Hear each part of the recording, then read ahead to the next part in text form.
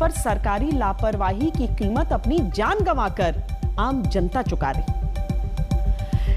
ग्रह नक्षत्र बदल जाते हैं तो जीवन में बदलाव आता है, लेकिन क्या मंत्रियों के बदल जाने से जनता के मुद्दों में भी कोई परिवर्तन आ सकता है? कल 43 मंत्रियों ने शपथ ली, जिनमें से ज्यादातर ने आज अपने अपने विभाग का कार्यभार संभाल लिया। मंत्री बदल गए, मुद्दे वही हैं, तेल की महंगाई, गैस के बढ़ते दाम, बेरोजगारी। क्या इन मुद्दों को बदला अब जा सकेगा? खासकर तब जबकि साल भर के भीतर देश के 7 राज्यों में विधानसभा चुनाव होने हैं, जिनमें से 6 राज्य में अकेले बीजेपी की सरकार है।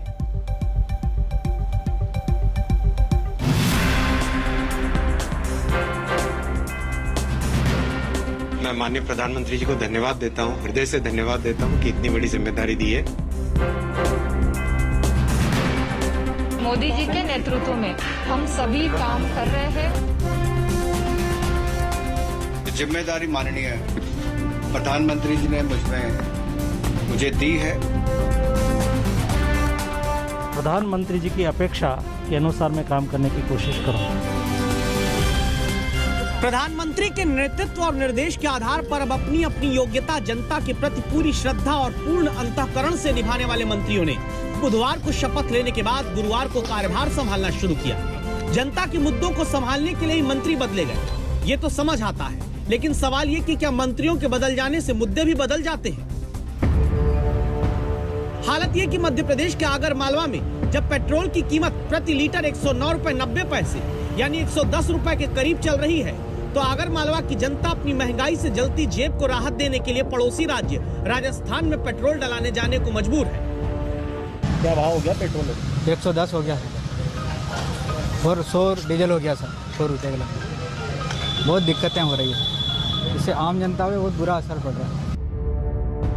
देश के 16 से ज्यादा राज्यों में पेट्रोल की कीमत 100 रुपए के पार है। 3 राज्यों के भीतर डीजल के दाम भी 100 रुपए का नोट छेद कर चल रहे हैं। देश में दिल्ली, मुंबई, कोलकाता, चेन्नई, भोपाल, जयपुर, बेंगलुरु जैसे महानगरों में तेल की महंगाई शतक लगाकर ही जनता पर आर्थिक बोझ डाल रही है। तब तेल के दाम उस दिन भी बढ़ते हैं जब अब तक विकास के नाम पर तेल की महंगाई को जस्टिफाई करने वाली शिक्षा देने वाले धर्मेंद्र प्रधान शिक्षा मंत्रालय संभालने चले जाते हैं और नए नवेले पेट्रोलियम मंत्री का जिम्मा हरदीप पुरी संभालते हैं। तो क्या मंत्री जी के बदलने से तेल की महंगाई का मुद्दा भी बदल जाएगा?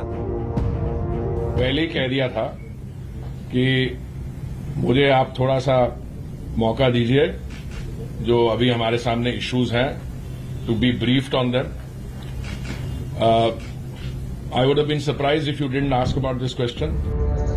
फिलहाल तो जनता ही मंत्री जी तेल की महंगाई पर रोज किश्त किश्त में बढ़ते आ रहे दामों के बाद 100 रुपए के पार चल रहे पेट्रोल से सरप्राइज हो रही है, क्योंकि मंत्री जरूर बदल गए हैं, लेकिन 1 साल के भीतर पेट्रोल के 20 रुपए प्रति लीटर दाम बढ़ने, डीजल की कीमत 9 रुपए प्रति लीटर बढ़ जाने के बाद अब सरप्राइज नहीं, शॉक आम आदमी को लगता है।